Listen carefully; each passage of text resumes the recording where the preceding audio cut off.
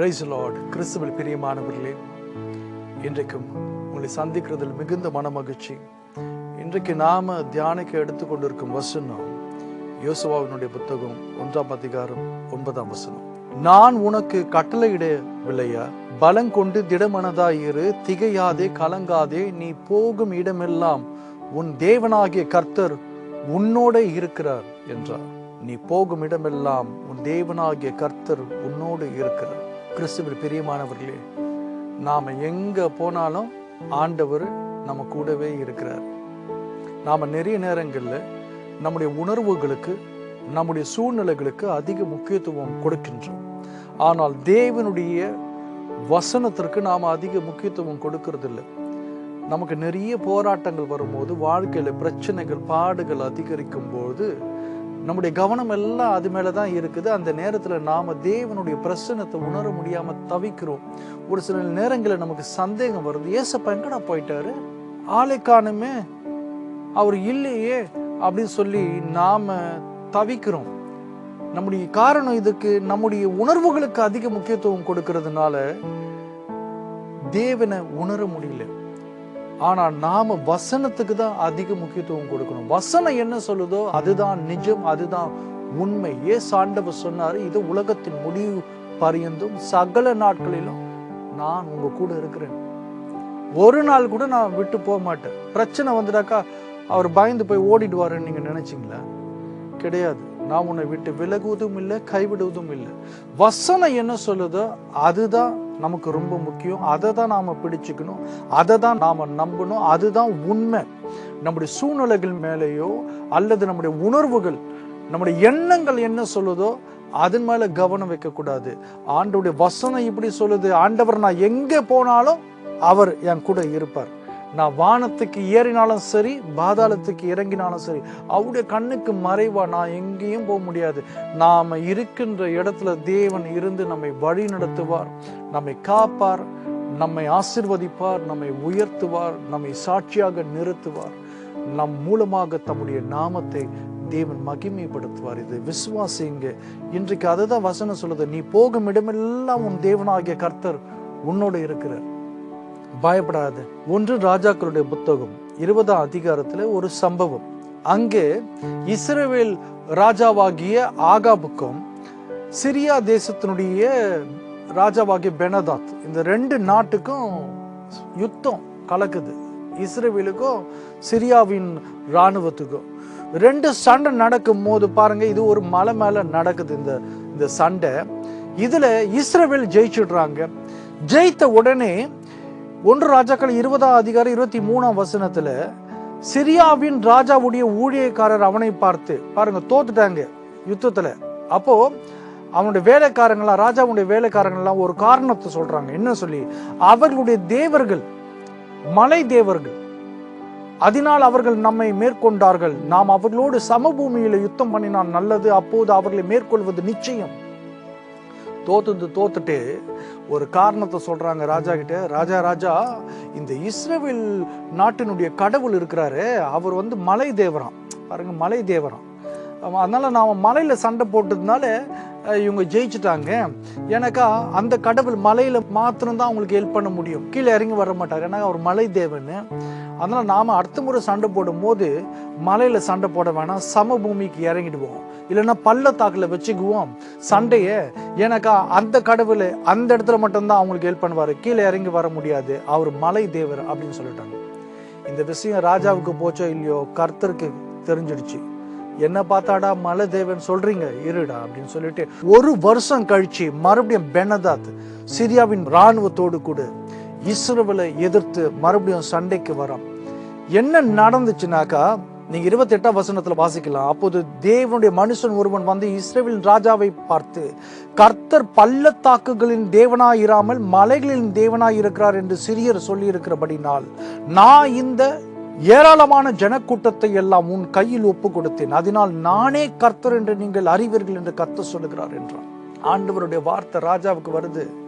என்ன பார்த்து மலை தேவன் சொல்றாங்க, நான் மலையில மட்டும்தான் என் ஜனத்துக்கு உதவி செய்வேன், அங்கதான் சண்டை போடுவேன்னு சொல்லிட்டு இப்ப பள்ளத்தாக்குக்கும் சமபூமிக்கும் உங்ககிட்ட சண்டை போடுறாங்க. இது என்னுடைய யுத்தம். நான் மலை தேவன் கிடையாது. நான் எங்க இருந்தாலும் என் ஜனங்க எங்க இருக்குதோ அவர்கள் போகின்ற இடங்களில் எல்லாம் நான் அவர்களோடு கூட இருப்பேன். ஆமென். யோசுவாவுக்கு சொன்னது போல என் ஜனம் எங்க இருக்குதோ, அது மலையோ பள்ளத்தாக்கோ, அது சந்தோஷமான சூழ்நிலையோ, அது துக்கமோ, அவர்கள் நல்ல உடல் ஆரோக்கியத்தோடு இருக்கும் போதோ, அவர்கள் நலிந்து போகும் போதோ, அவர்கள் செல்வ செழிப்போடு வாழும் போதோ, தரித்திரத்தில் வாழும் போதோ, அவர்கள் மேன்மை அடையும் போதோ, மற்றவர்களுக்கு முன்பதாக அவமானப்பட்டு போகும் போதோ, அவர்கள் எப்படிப்பட்ட சூழ்நிலையில் இருந்தாலும் எங்க வாழ்ந்தாலும் நான் அவர்களை விட்டு விலக மாட்டேன். அவர்களோடு கூட இருப்பேன். இருக்கின்ற இடத்துல அவர்களை ஆசீர்வதித்து, அவர்களை பலப்படுத்தி, அவர்களை உயர்த்தி கனப்படுத்துவேன் சொல்லி ஆண்டவர் தம்முடைய வல்லமையை நிரூபிப்பதற்காகவே மறுபடியும் நடந்த அந்த யுத்தத்துல அவர்களுக்கு ஜெயத்தை கொடுத்தாரு. கடைசியில பெனதாத் சிரியாவினுடைய ராஜா உயிர் பிச்சை கேட்கும்படி ஆகாப்பு இடத்துல அவன் கெஞ்சினான். நீங்க தொடர்ந்து அந்த அதிகாரத்தை நீங்க வாசி பார்த்தீங்கன்னாக்கா தெரியும். இன்னைக்கு கிறிஸ்துவில் பிரியமானவர்களை கர்த்தர் உங்களுக்கும் அப்படிதான் செய்ய போறாரு. நீ போகின்ற இடம் அது எதுவாக இருக்கட்டும், கர்த்தர் உன் கூட இருக்கிறாரு. நீ போகும் இடமெல்லாம் உன் தேவனாகிய கர்த்தர் உன்னோடு இருக்கிறாரு. மலை பள்ளத்தாக்கு வித்தியாசம் கிடையாது. ஒருவேளை நீ வேலை செய்யற இடத்துல உன் மேல பொறாமை கொண்ட நபர்கள் உன்னை ஒரு டிபார்ட்மெண்ட்ல இருந்து உன்னை பழி வாங்குவதற்காக வேற டிபார்ட்மெண்ட்டுக்கு மாத்தலாம். ஒரு இடத்துல இருந்து வேற ஒரு ஊருக்கு உனக்கு டிரான்ஸ்ஃபர் கொடுக்கலாம். உன்னுடைய வளர்ச்சியை பிடிக்காத நபர்கள் நீ தங்கியிருக்கக்கூடிய வாடகை வீட்டை உடனடியாக காலி செய்யணும்னு சொல்லலாம். ஒருவேளை நீ வியாபாரம் செய்து நீ தழைப்பதுனால, நீ வளர்வதனால, பெருகுவதனால அது பிடிக்காத நபர்கள் உடனடியாக இந்த வியாபார ஸ்தலத்தை, இந்த இடத்தை நீங்க காலி பண்ணணும், எங்களுக்கு தேவை, இது இடிக்க போறோம், இதை மாற்ற போறோம்னு சொல்லி உங்களை அந்த இடத்துல வியாபாரம் செய்யாதபடிக்கு பொறாமை கொண்டவர்கள் உங்களை துரத்தி அடிக்கலாம். மனம் உடைந்து போகாதீங்க. ஐயோ, நான் புது இடத்துல போய் என்ன செய்வேன்?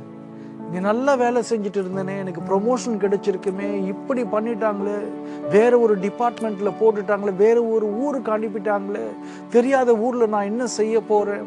ஐயோ, நான் வியாபாரத்தை நல்லா டெவலப் பண்ணிட்டேனே, இப்போ போய் இந்த கடையை காலி பண்ண சொல்றாங்களே. நான் புது இடத்துல எப்படி நான் கடையை ஓப்பன் பண்ணி, எப்படி நான் அதை டெவலப் பண்ணி, எப்படி நான் சம்பாதித்து என் குடும்பத்தை காப்பாற்ற போறேன்? நல்லா வரும்போது இப்படி நடந்துடுச்சு.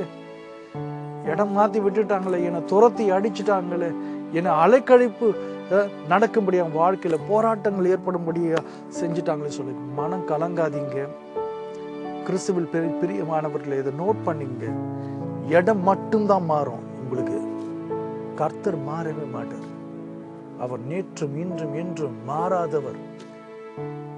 ஓ, இது ராசியான இடம், இது ராசியான இடம், இது வாஸ்து பிரகாரம் இதை கட்டியிருக்கிறோம், அதனாலதான் நான் நல்லா டெவலப் ஆகுறேன்னு நினைக்காதீங்க. வாஸ்துவும் இல்லை, ராசியான இடமும் இல்லை. கர்த்தர் உங்க கூட இருக்கிறாரு. அதுதான் உங்களுடைய ஜெயத்திற்கு, உங்களுடைய பெருக்கத்திற்கு, உங்களுடைய மேன்மைக்கு அதுதான் காரணம். உங்களுடைய ப்ரொமோஷனுக்கு அதுதான் காரணம். யாரு என்ன சதி செய்தாலும் சரி, மலையில ஜெயிக்க முடியாத நபர்கள் உங்களை பள்ளத்தாக்குகளில் ஜெயிக்கலாம் என்று சொல்லி பள்ளத்தாக்குக்கு உங்களை அழைக்கலாம். கவலைப்படாம இருங்க.